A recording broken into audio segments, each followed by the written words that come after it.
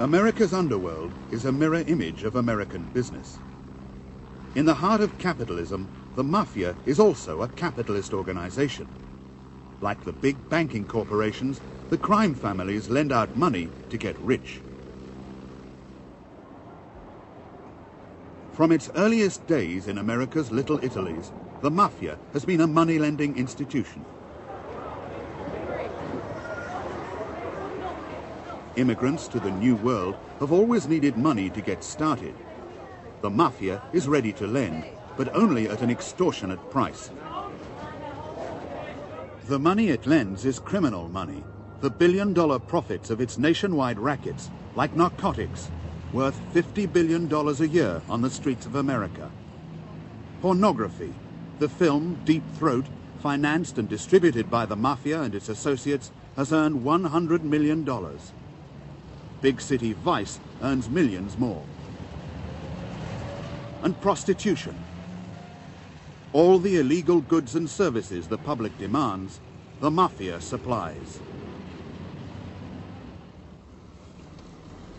The Mafia puts much of those criminal profits back on the streets through moneylenders, known as loan sharks or Shylocks.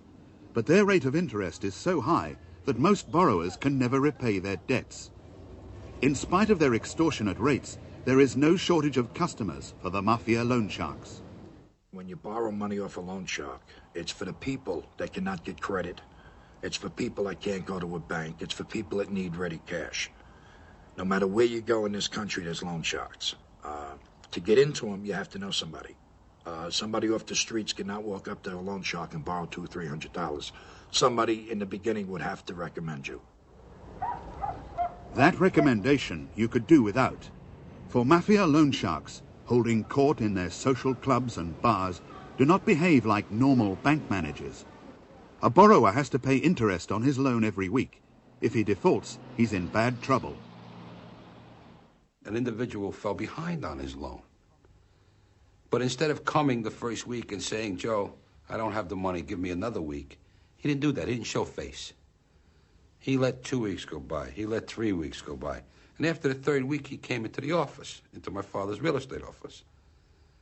And it was an embarrassment to Joe for the man to come in and say, Joe, I ain't got the money. But where were you? 2 weeks ago. Last week. Now you're coming after 3 weeks to tell me?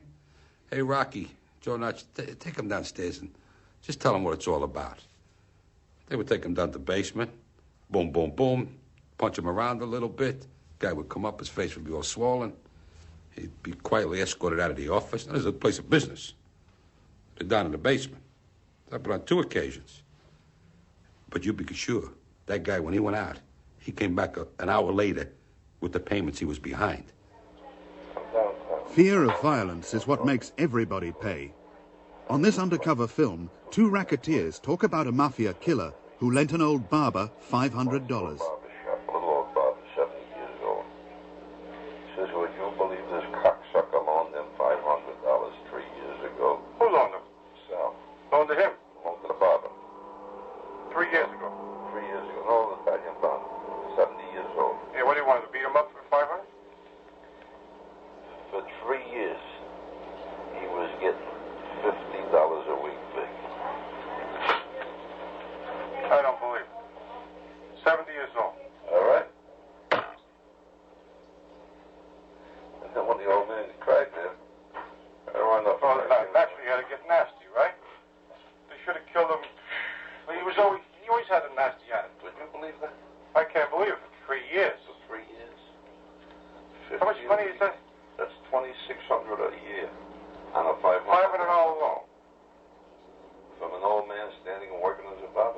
In 3 years, the barber had paid a total of $8,000 on a $500 loan.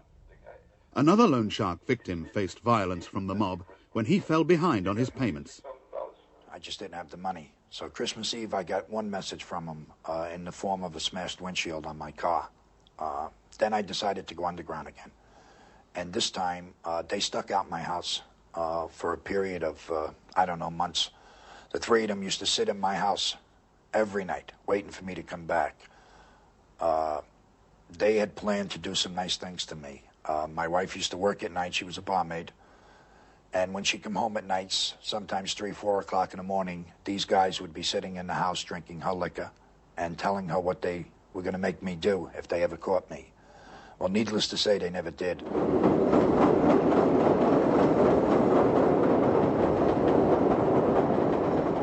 The crime families lend much of their money to hard-working businessmen. When they can't pay back, the loan sharks don't beat them up or kill them. They just take over the businesses, forcing the owners to work for them. The Mafia has used loan sharking to seize a huge legitimate empire. The families own or hang out in every kind of business, from restaurants to supermarkets, from slot machine firms to bowling alleys. They don't just use them to make money. Every mobster needs a respectable job as a front for his criminal activities and to explain his wealth to the taxman. Joe Colombo was a crime family boss. He had a respectable job. In the 1960s, Joey Cantalupo and his father Anthony worked with Colombo in a real estate firm, Cantalupo Realty. The premises in Brooklyn were both a legitimate business and a hive of mafia activity. Working in the office, I shortly found out who Joseph Colombo Sr. was.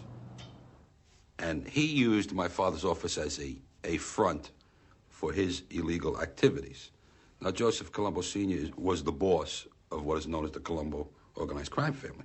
He had his own private office there with see-through mirrors so he could see who was coming in and out of the office. And on a daily basis, his protégés, members of his organized crime family, would come in to talk business, talk deals, and also various members of different organized crime families would come in to see Colombo. Now, when I say different organized crime families, I'm talking about members of the Carlo Gambino family or members of the Genovese family who was headed by a man by the name of Funzi Thierry. It was a legitimate business, and anybody can come into the office, and if they were ever questioned, well, they were coming in for a mortgage or looking to buy a house or renting an apartment.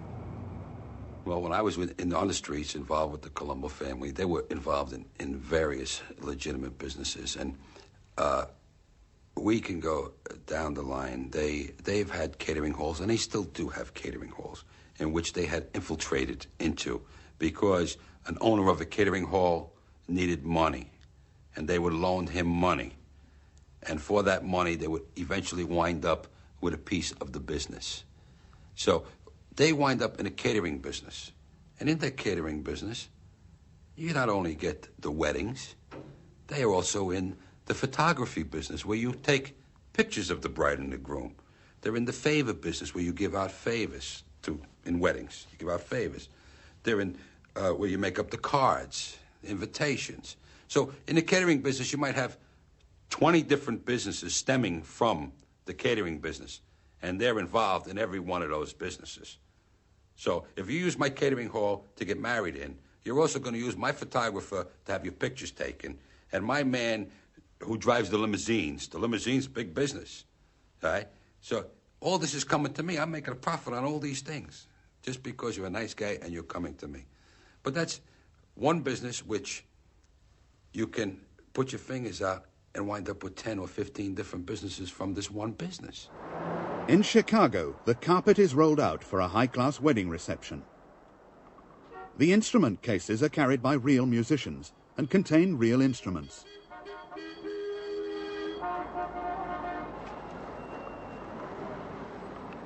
One of the first to arrive is the bride. She should be happy, for she's snapped up quite a catch, the son of one of the bosses of the Chicago crime family. James Turk Torello, outwardly a respectable businessman. Torello's a mafia loan shark, torturer, and murderer. One of the honored guests is Joe Arnold. For years he ran a shirt company while operating as a mob loan shark and vice boss. This is Jimmy Inandino, another loan shark with a reputation for violence. Chucky English, a capo in the Chicago outfit, runs record, jukebox, and vending machine companies. Some wedding guests prefer to read the headlines rather than make them. But Chicago's joint crime boss, Joey Ayupa, isn't so shy. He's in advertising and taxi firms, bought on the profits of big city vice. Joe Ferriola is another mafia loan shark who has laundered millions of criminal dollars, literally through a chain of dry cleaners. The mafia owns so many businesses, it can take care of you from the cradle to the grave. You go into the funeral parlor business. We had a funeral parlor. I was involved in me, Colombo, the Gambino. Not only do we have the funeral parlor business, we're involved with the people who sell the caskets. We do our own embalming. We got the florists who bring the flowers to the thing. So it's one big situation, and it's every business. Joey Cantalupo's best friend in the mafia was Mike Bellino, a member of the Colombo crime family. Mike Bellino and the Persicos invested X amount of dollars with a baker, which is a very good bakery. They make a lot of money. And Mike Bellino, for the investment, even though they're still paying it, is on the books of your baker. So once a week, Mike Bellino would go to your baker and put on a smock, throw a little flour on him, like he was getting dirty, so he didn't have to feel bad when he's collecting his check every week to show a legitimate income. So it's just one of those many phases where these people have to show a tremendous amount of income. Paul Castellano, the present head of the Gambino crime family, is one of the biggest meat wholesalers in New York City.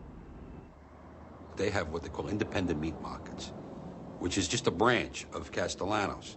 Castellano goes and there's all these meat markets, and they have a place called Rambar. Rambar Meats is actually, it's like a chicken produce factory where they distribute chickens to all these places. One of the biggest in New York is this particular business. And they generate legitimate money, even though they're still in the shylocking business and other businesses, illegal businesses. This is a legal business where they can generate millions of dollars a year and chauffeur it and invest it. But the origination of that money was illegal. Much of the mafia's illegal money has gone into New York's biggest business, garments. 250,000 people work in the city's clothing industry. It's a business worth $14 billion a year. The people who own the trucking companies in the garment center control the industry. Nothing moves without their consent. Trucks bring materials into the center and deliver the finished goods to stores across the nation. That's why the mafia has moved in on the trucking industry in the garment center. The garment industry in New York is primarily run today by the Italian organized crime families in New York. Each one have various interests in this big, vast industry. Actually, all the Gambino boys, Joe Gambino, Butchie Gambino, Tommy Gambino, they are very big in the garment area. Very, very big. And not only in the respect that they control everything, just about everything. Don't forget, there's other families in there that have a piece of the garment center, but they have the biggest piece of the garment center. But they have their own shops. These people actually go to work every day down to the garment center and work. Like they're supervisors, they oversee everything that's going on. The big power in garments today is Tommy Gambino, son of the late Carlo Gambino, the mafia's boss of bosses. But this Gambino shows up on none of the mafia family charts compiled by the police. He claims he's a legitimate businessman. He and his relatives own dozens of garment companies and trucking firms which dominate the entire industry. Tommy Gambino may not be in the mob, but state investigations show that many of his associates are.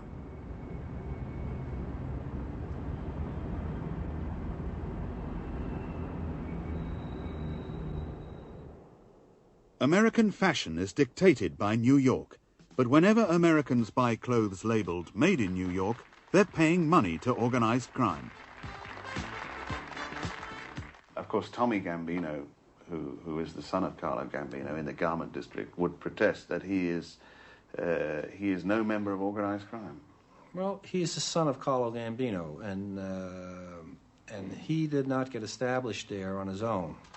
He was established through his father and through his father's underlings. And the association just doesn't stop because Carlo died. The structure is there. These people are involved in that area through several decades, of infiltration, and of course their roots are there now. And maybe there are some people would say, well, we're just legitimate businessmen. However, that organized crime backing does instill fear on their competitors. The Gambinos and their associates have the edge in the garment business. Their competitors won't steal their customers, their friends run the unions, and their workers are unlikely to give them any trouble. They avoid a lot of problems that an everyday businessman could not avoid. They avoid the union problems. They avoid other strong-arm tactics that can be made against them. Most clothing manufacturers are outside this charmed circle, but they must all do business with it if they want to shift their goods. The biggest trucker in the garment center is Consolidated Carriers, owned and run by Tommy Gambino. Consolidated and a few other companies dictate whose trucks service which firms. The customer has no choice. I've been in the business since 1955, and I know that when you get a trucker, you can complain about lousy delivery, you can complain about high prices, you can complain and you can bitch and you can moan, and the guy might do something for you. He might say, okay, I'll make the deliveries better or something like that. But what you can't do is you can't say, I'm going to get XYZ, the other trucker, because he runs a real snappy service from the factory to our receiving room, and we're going to use him instead because there is no XYZ service, and the XYZ would take his life in his hands to go and service you, so he doesn't do it. The men who run New York's biggest business have many ways of keeping their customers under control. I will find that my things don't get delivered. I can find that the things are damaged when they get delivered. I can find that the things don't make it to my manufacturing place to get manufactured. I can have all kinds of trouble. I have never put a percentage on what it costs us, but the extra costs of doing business, of course, are part of my life, and we're competitive, and it's part of everybody. Nobody gets a break, so it's a tax that's levied by this organization that is more efficient than the United States government because they collect the taxes from everybody. This other government doesn't stop at taxing what Americans wear. It also taxes what they throw away.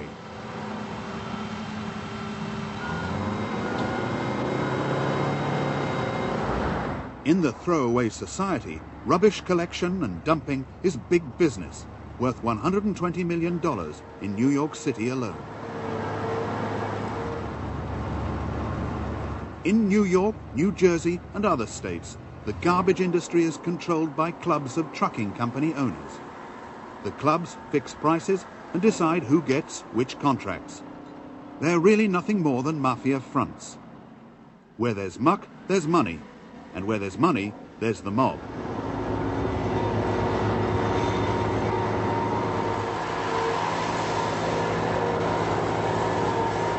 When people are told the mafia monopolizes the garbage business in their neighborhood, some respond with fear, few with surprise. Everybody knows that that's been going on for years. This isn't something new. They just discovered something that's been existing for 25 to 35 years. Everybody knows that. I don't know who picks it up, but I wish it wasn't by the Mafia. That's all I can say. Why is that? Why? Because they're a gangster organization. Well, as long as they keep it clean, that's all I can tell you. I don't care who picks it up. I definitely don't think it's picked up by the Mafia. Why not? Because I don't think the Mafia has anything to do with it. Would you care? I mean, truthfully, would you care? You want to live, right? So you live, and don't mind your own business, that's all. In 1977, the FBI learned that garbage collection in New York's Bronx was monopolized by a company called P&S Sanitation. It was so powerful that no other firms dared compete with it. But P&S did get competition when the FBI set up its own garbage firm and touted for business from dozens of captive P&S customers.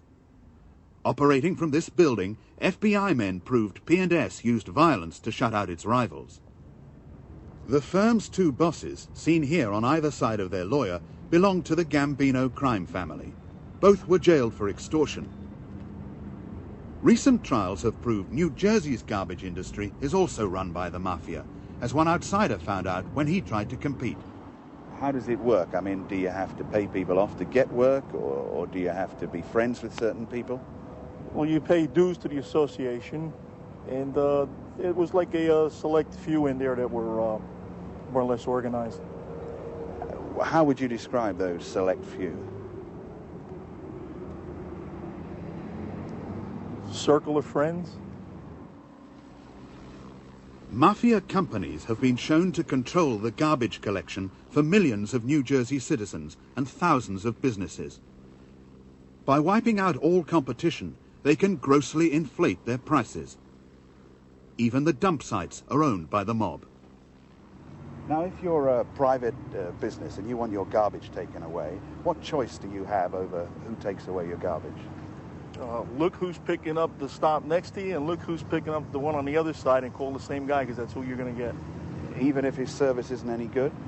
Right. Even if he charges too much? Correct. A guy came to me and he said, your garbage, it was my first day in business, he says, your garbage will be $275 a month. So I said, how do you know? He said, I can tell. So I said, well, how can you tell? I haven't thrown out a paper yet. He says, I can tell by the kind of business this is, it'll be $275. So I said, well, what if I don't want to pay you $275? What if I'm not interested in you taking out the garbage? So the guy said, well, you can take it out yourself. So I said, well, what if I want to call another garbage guy? And this guy said, try it. How does the Mafia manage to shut out competition in the garbage industry? Fear. Fear of what? Oh, truck burnings, lead poisoning. I mean, there have been three murders in this state in recent years. All to do with the garbage industry? I don't think it had anything to do with the way they were combing their hair.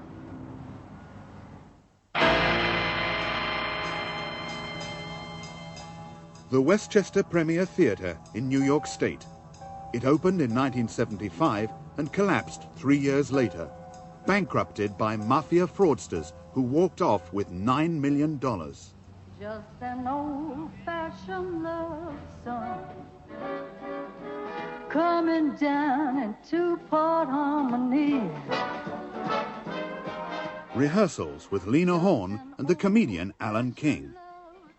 The idea of the theatre was that New York suburbanites would pay top prices to see top performers who could normally only be seen at big city venues or in Las Vegas casinos.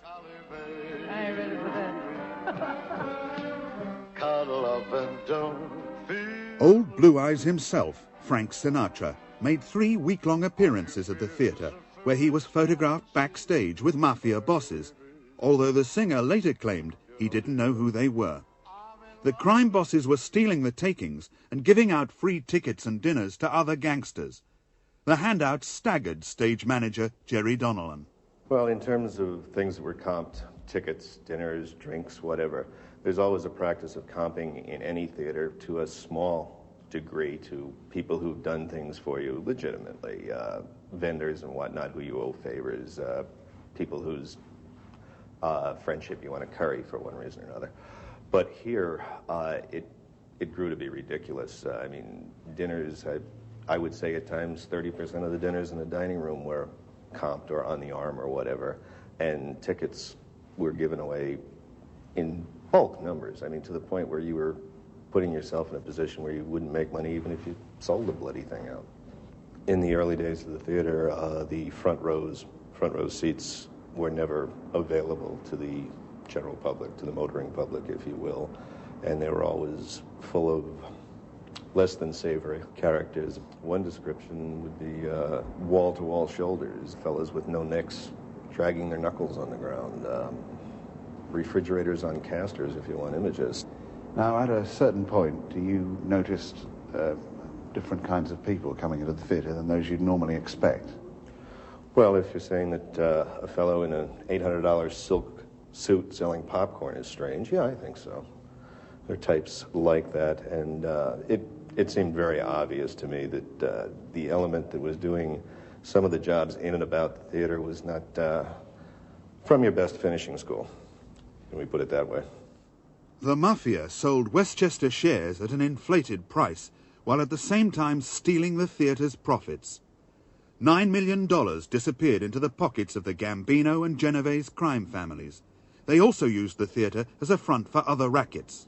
They were using it for a dump site to do their work. They were actually moving jewelry. They were actually moving paintings. You know, the scalp tickets everybody talks about, there was all kinds of shenanigans going on through that joint. And it was a meeting joint. And things were getting dropped there, picked up. Deals were going down there. I had a deal. I went over there to buy Romanian money at 10 cents on the dollar, millions of dollars worth of it. And I had bearer bonds. And I couldn't get the feds to come up with the money to buy the bearer bonds, so I had to give them back. This was the way it went. We were doing the Nutcracker, I guess, second or third year in operation, and it was a nice performance by a local but professional ballet company. And at one point in the first act, I had left backstage and come out here in the lobby where we're standing and gone up through the doors over there just to check the scenery, lighting, and just the general picture of what it was looking like from the house. While I was standing on the stairs, one of these security guards, who was, not that I'm petite, but a good deal larger than I am, came up behind me and said, "Nice show, Jerry, really nice." I said, "Yeah, it's a good show." And he said, "Jerry, there's no talking in this?" Which, obviously, the man hadn't seen too many ballets, so I turned around and said no, and they could have saved a lot of money if they got taller dancers in the first place rather than have everyone stand on their toes. And that went right over his head, and he said, "Yeah," and he went away. The right guys didn't go to jail. You look at the guys posing with Sinatra, they're all who were involved in that damn play. None of them went to jail for the Westchester Premier Theater. Just slugs went to jail. And that's what slugs do. They go to jail.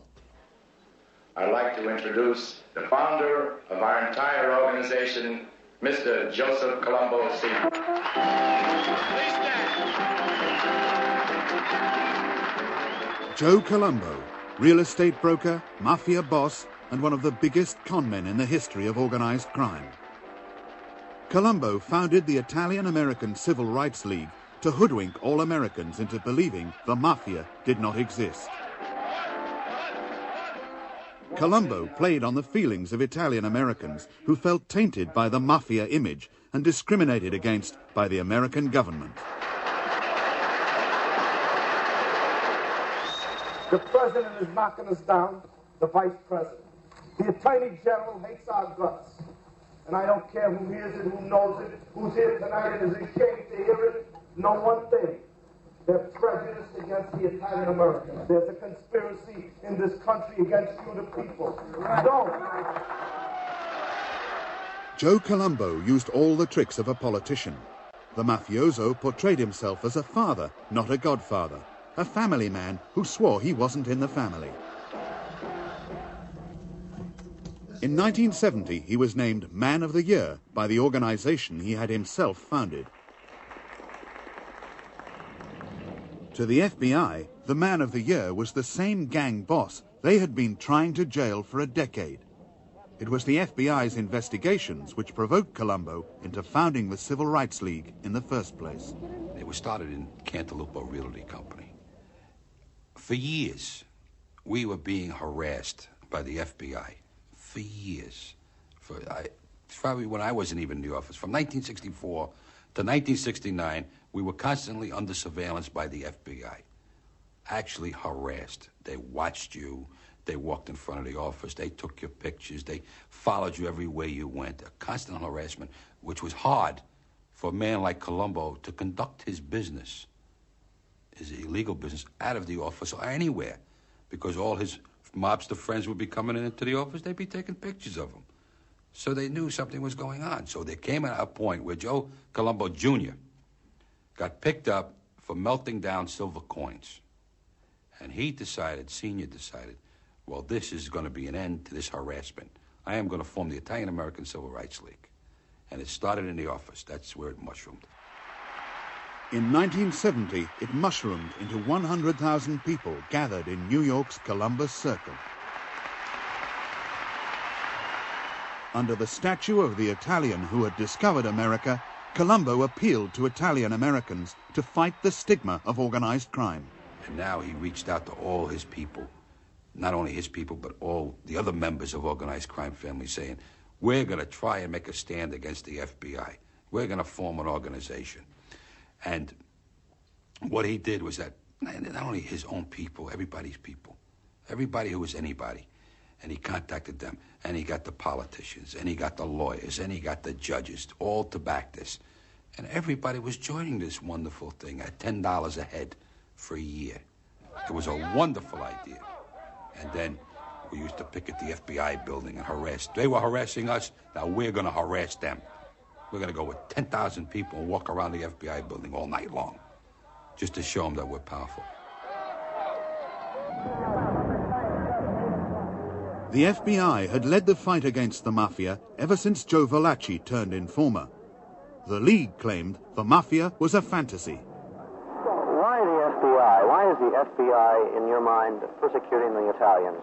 Well, it's obvious by just what everybody could read in the paper. Every time you see something, you see that the FBI is labeling Italian people belonging to an organization which they refer to as the Mafia. As far as we're concerned as Italian people, there is no such thing. It's a word that's been invented by the law enforcement agencies, and we don't feel it's right. You said you felt that there is a conspiracy against you. Do you think that There's a conspiracy in this country against every Italian American. We've been saying this, we'll continue to say it, and it's only till it touches them. Now I'll go a little further. Many of the other minority groups are starting to feel this thing. And when they get through with us, they have to go on to the next body of people. And this is where the public should wake up, and this is where the public should start demanding some of these things be brought out to light. And why are they so frightened of an investigation? And why shouldn't there be an investigation on them? And who are they? Are they any better than you, I, or anybody else standing in this crowd? They moved from a small office, Cantaloupe Realty Company, where it originated, right, to a Pisa catering hall, and finally offices in mid-Manhattan, whole floors where they had their office. So that shows you the growth of this particular thing. And do you think he was stealing from it? Oh, there's no doubt in my mind that they were skimming the family, the people, the members. It's very easy to do that, because if I'm sitting around collecting from 100 people $10, that's $1,000 in one day. They'll come into the office, and I put it in my pocket. And if I want to go spend it, I'll spend it and say, I forgot about that membership. But they're dealing in tens of thousands of people, so it's very simple for the people to skim money off the top of this particular situation. To keep money and members flowing into the League, the gangsters in Colombo's crime family toured Italian neighborhoods and rallied people around the flag. Colombo declared unity days to show the strength of his Civil Rights League. To ensure maximum attendance at these rallies, Colombo made sure Italian shops closed down for the day. Going against Mafia tradition, Colombo courted publicity. The man let the power go to his head. Unfortunately, he saw all these tens of thousands of people out there looking at him. They weren't looking at the leader, they were looking at him like he was a Caesar. He saw these people and he loved it. And he just loved it. And then another year goes by and it gets bigger and bigger and bigger. But when he was up on the podium, there were dozens and dozens of politicians who were standing there alongside of him saying, what a wonderful thing this is that you're doing. We have to get the stigma of the Mafia off the Italian people. Why should every Italian be crucified? Because of some organized crime. Colombo's campaign slogan was numero uno. Italian Americans should unite and become one. But the publicity he was attracting alarmed the men who led New York's other crime families. The only thing wrong with it, it was bringing heat, not only to the Colombo family, we're getting so much publicity, but all other organized crime families. And the organizations, the other organized crime families did not want this. They want to be left at a low profile. They don't want the media taking pictures of them and watching them and all this shit. So what happens is Carl Gambino and Joe Colombo and my father go to a meeting, and it was said, Joey, step down, get out of the picture, because we don't need the heat. Put somebody else as the head of the Italian-American Civil Rights League. Put a politician, put a judge in front of this. Put an entertainer as the head, not yourself. Back away. And Joe Colombo, I was standing down in the corner there with Joe Colombo, my father. My father says, Joe, don't go through with this thing, this rally. Step down, go in the background. And Joey says, no, I want this. This is my baby. At the 1971 rally, Colombo was shot in the head as he was preparing to speak. Seconds after Colombo had been shot, the man who had shot him was himself dead, killed instantly by one of Colombo's bodyguards.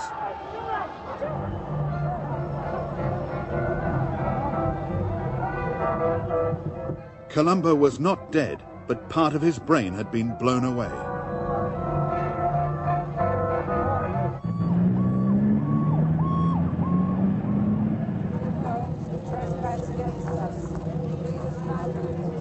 At the hospital, supporters mounted a vigil for their fallen leader.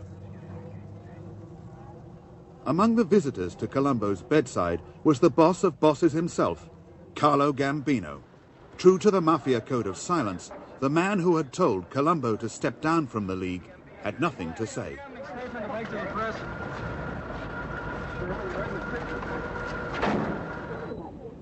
Colombo survived for 7 years, but never recovered. He died in 1978 when he was given a spectacular funeral in the grand old Mafia tradition. The Civil Rights League, which Joe Colombo had founded, was dead too. A cruel fraud on the Italian-American people.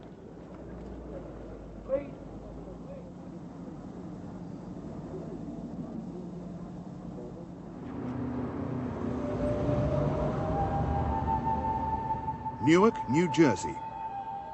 Most of its inhabitants are black and Hispanic, suffering from the highest levels of unemployment and poverty in the USA. Newark is a city that is falling apart. Detectives serving in the County Narcotics Squad have had a tip-off. They're working with Paddy Carr, a veteran Newark policeman.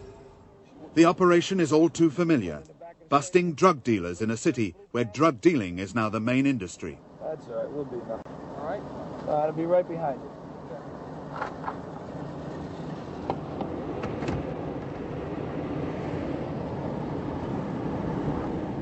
Thousands of people are arrested in Newark every year on drugs charges. Today's arrest, a Hispanic suspected of selling cocaine to an undercover cop. Listen to me? Yes, you understand English, okay? We're police officers. Man, you're under arrest. You're selling drugs. An undercover officer. Hand behind you. Put the cigarette down.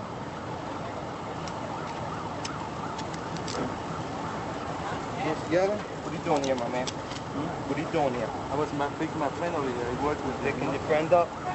Swing together. Stand up. Mike, get him in the car. Man, listen up, okay? Understand you repeat it to him in Spanish. You have a right to remain silent, okay?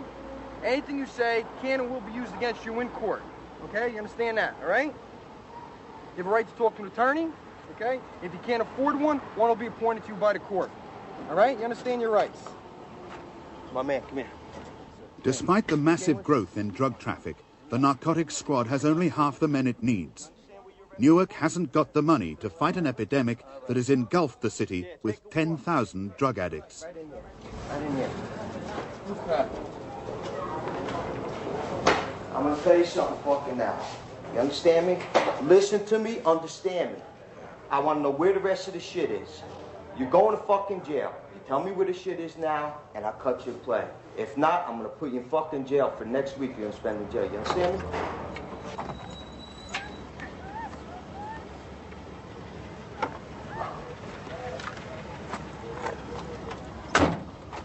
Wanna see what these guys carry? Yeah.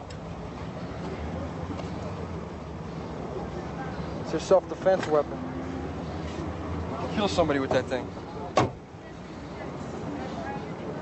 What do you live? 36, 27. Where? 36, 27. Where? I asked you where you... The narcotics squad has been overwhelmed by the drug explosion that has hit America. The city is now almost impossible to police, and yet only 25 years ago, Newark was a boom town with a great future. It was a thriving business community, and it was a great place to live. Everybody worked. It was a very middle-income type community, and it was a large city, and it was probably the most dynamic city in the East. Newark's decline began in the 1960s when the Mafia went into partnership with the city's politicians. The Mafia also controlled the city's crime to the exclusion of every other race. Not only were legitimate avenues blocked for the black minority in Newark, but illegitimate avenues for activity on the part of blacks in Newark was also blocked. What we find was that organized crime controlled both the legitimate and illegitimate sectors of the economy in Newark. When such a situation arises, it's inevitable that you'll have a full-scale revolution or disorder. In 1967, Newark went up in flames. It was one of the first big civil riots in modern American history.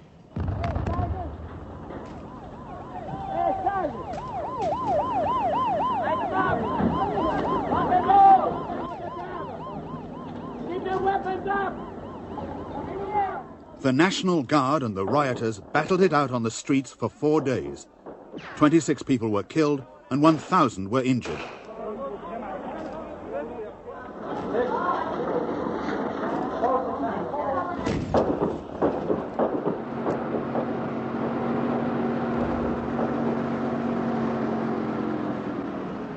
Arsonists and looters caused $10 million in damage. The city itself has never recovered. 1,000 blacks were arrested, and race relations in Newark were damaged beyond repair. Well, there was a terrible riot in Newark. It was one of the first ones, and it was a frightening spectacle because suddenly a major city was in flames. You were walking the street, gunfire would break out. You actually had tanks coming down the street, soldiers with rifles, machine guns being fired. It was bizarre. It was cataclysmic. So they had a commission to inquire into that afterwards. I think it was called the Lilly Commission. The president of AT&T, I think, Bob Lilly, headed it. And they made a finding that one of the primary reasons for the riots was, and I think I'm quoting him, but it's a long time ago, was a pervasive feeling of corruption. Another quote, that everything in City Hall had a price tag on it. The man who wrote out that price tag was Hugh Adonisio, the mayor of Newark. Adonisio was elected mayor in 1962. For the next 8 years, he demanded a 10% kickback from companies wanting major contracts from the city. Adonisio's master was the local mafia boss, Ruggiero Boiardo, an old-time capo in the Genovese crime family with a murderous reputation. The mayor denied he was the mafia's puppet. It's been said that you are not really the mayor of Newark, that, as you know, and that Boiardo is actually the mayor. What about it? Well, of course, I disagree very strongly with that. I was the one that was elected.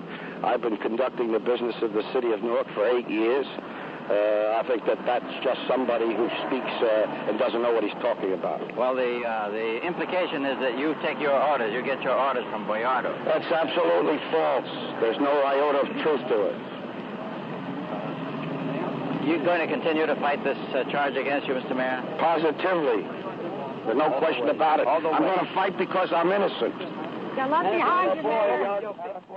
Everybody said that corruption was a, quote, way of life, that you couldn't work unless you paid back 10%.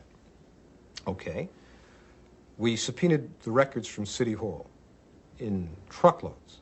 We subpoenaed all the contracts which were awarded for a 5-year period to engineers, suppliers, construction people.